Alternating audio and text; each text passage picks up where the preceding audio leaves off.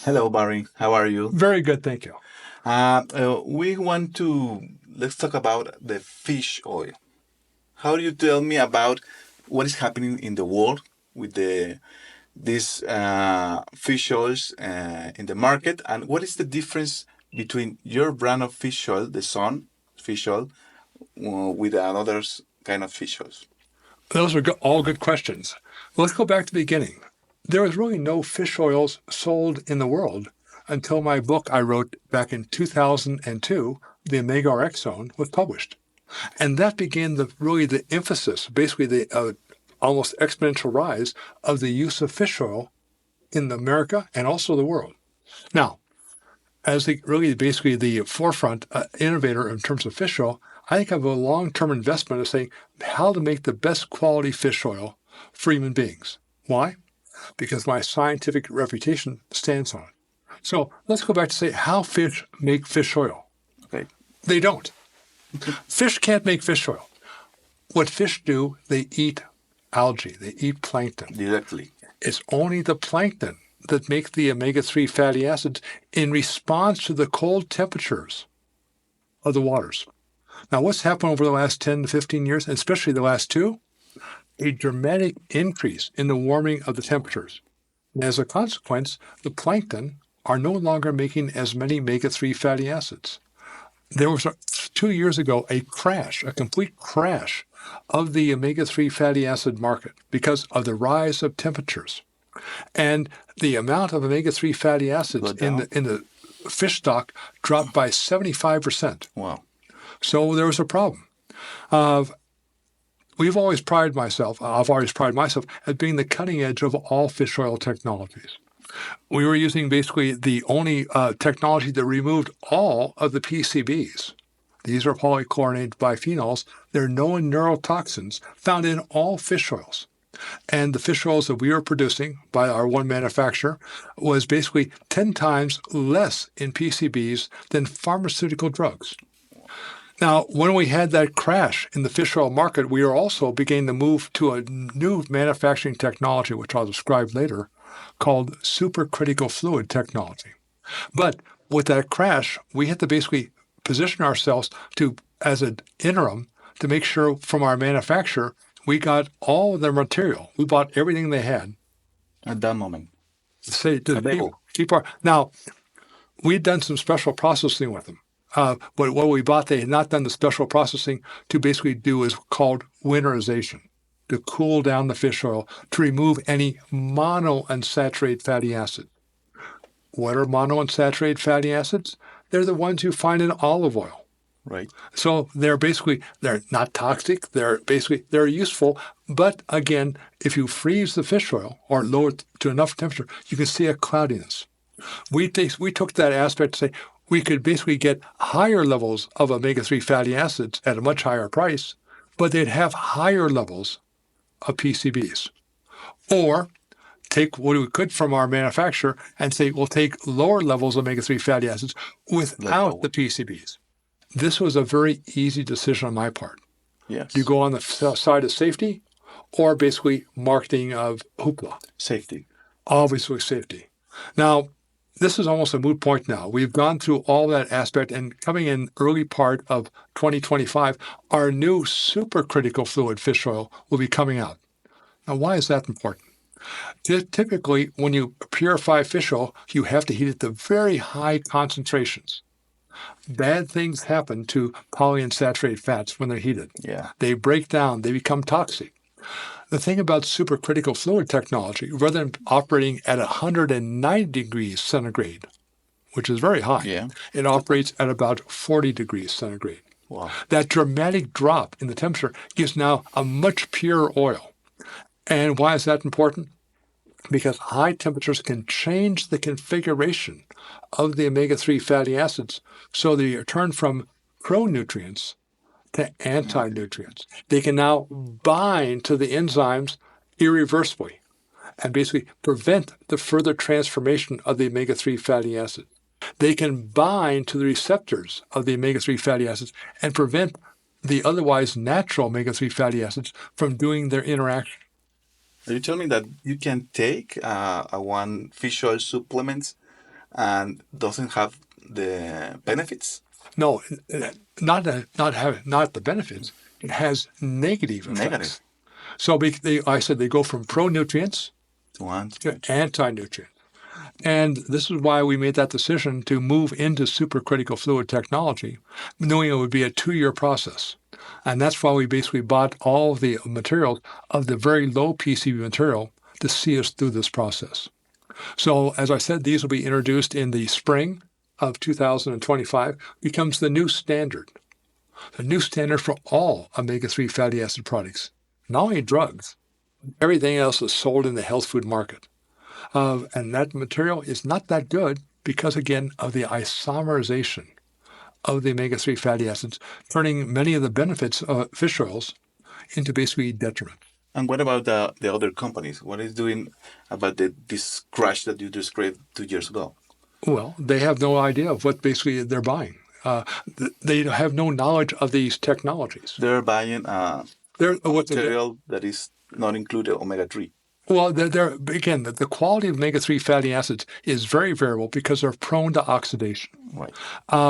And some of the leading brands of their levels of not only oxidation, but peroxides, these are basically toxic chemicals, are basically beyond the levels suitable for human consumption.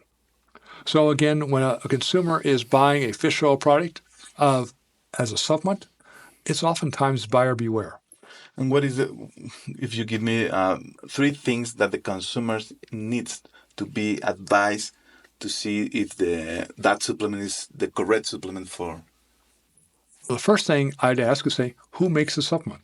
Okay. Is it Billy Bob the chiropractor or some health food company? They say, well, did they have any background or just buying what's available in the open market? I like to think that I carry some weight in the area of omega-3 fatty acid research worldwide. So my reputation is on every bottle. I'm not going to put my name on a bottle unless it meets the highest possible standards available at that point in time. Other things are saying, how do they purify it? One way of basically getting around basically poor quality oil is to add flavors to it. Yeah. And these a lot of brands do that. Many brands. And what they do, they increase the levels of peroxides.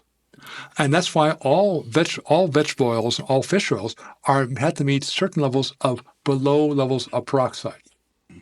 If not, they're not suitable for human consumption. The number one selling fish oil in America, basically the levels of peroxides are double the levels set by the World Health Organization for suitable for human consumption. Wow. And so that you can basically look and measure these peroxide levels in a number of fish oils and say they're simply not suitable for humans to consume. Not safe. And so this is, again, a go back to basically ask the question, who's behind the product? Again, I said my reputation, which I think is fairly well established in the academic market, says I had to have fish oils that basically match my academic reputation. I know that you test your product, your final product, and every batch to ensure that safety that you already say.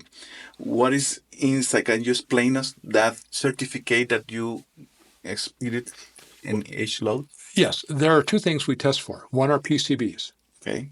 Now, most of the companies say, oh, we test for PCBs. There are 209.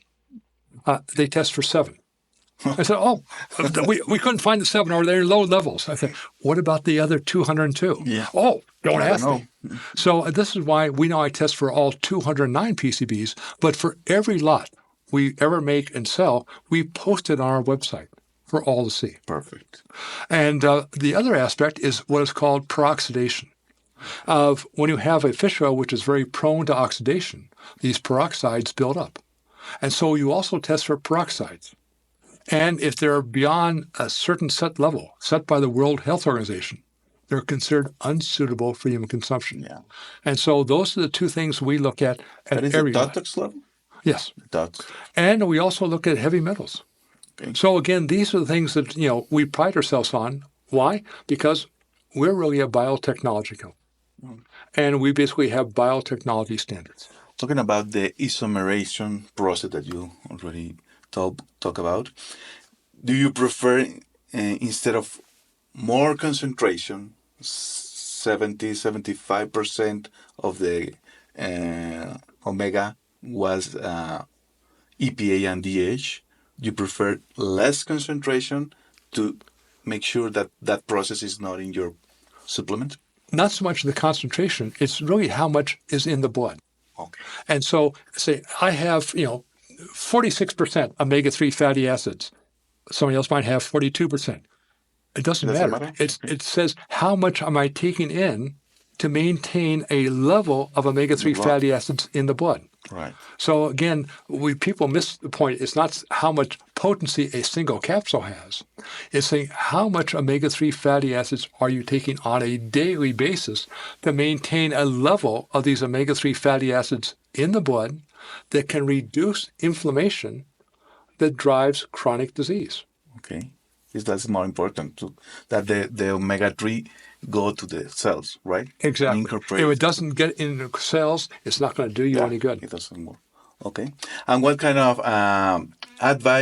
the final advice to the general public that is very, very specific to see one product and see the label? What kind of advice do you make? Well, again, on the labels, the things that we look for are usually not on the labels. Okay. They are basically they're in the details. That is the levels of PCBs and also the levels of peroxides. So that is not on the label. No, not in the label. Not required by law. Mm-hmm. So how can basically a consumer say, how do I know it's good fish oil? Right. Ask yourself the question, who is behind the fish oil? Who produces the fish oil? And does that person have the scientific credentials that he's not going to compromise by any means to basically sell a product that basically does not meet the highest standard? Okay, thank you. Finally, I have another question right now. When the Mons fats is not go out to the fish oil, you say yes. Again, there's a technique that we always had used, but we had to buy all the thing our manufacturer had. It's called winterization. Winterization. What you do, you basically take the fish oil and you cool it down. Okay. And now the monounsaturated fats, which are neuter fats, drop out of solution. Okay, that's the reason why in the last batch that we are seeing the market, some people say that when they put it in the freezer, the omega it's not a solidification. It's a cloudiness. Okay. What? It's a cloudiness. Okay. Now the same thing happens when you take extra virgin olive oil. Okay. Everyone says that's very healthy. Yeah. You put it into just the refrigerator, not the freezer, just the refrigerator. Okay. It also solidifies. Why? It's rich in monounsaturated fats. Okay. It's expected thing that we can see in that batch. Exactly. But again, with our new manufacturing of supercritical fluid technology, not only superior oil, but basically a more extensive removal of all the monounsaturated fats. And we've had our first preliminary sample we've had in our freezer for 3 years now. Wow. We're still waiting for it to show any cloudiness. Okay, perfect. Sounds good. Thank you very much, Dr. Sears. You have another thing to share with us? Well, I think that if there's one nutrient that everybody in the world is deficient in, it's omega-3 fatty acids. It's critical. It allows us to lower inflammation and also resolve the damage caused by inflammation. If you took only one supplement in your entire life, this would be the supplement that has the greatest amount of medical validation. And yet today, people say, I take a fish oil capsule. It's a placebo dose. It's the amount of omega-3 fatty acids you take and how you see the levels in the blood. That's important because we need to measure, right?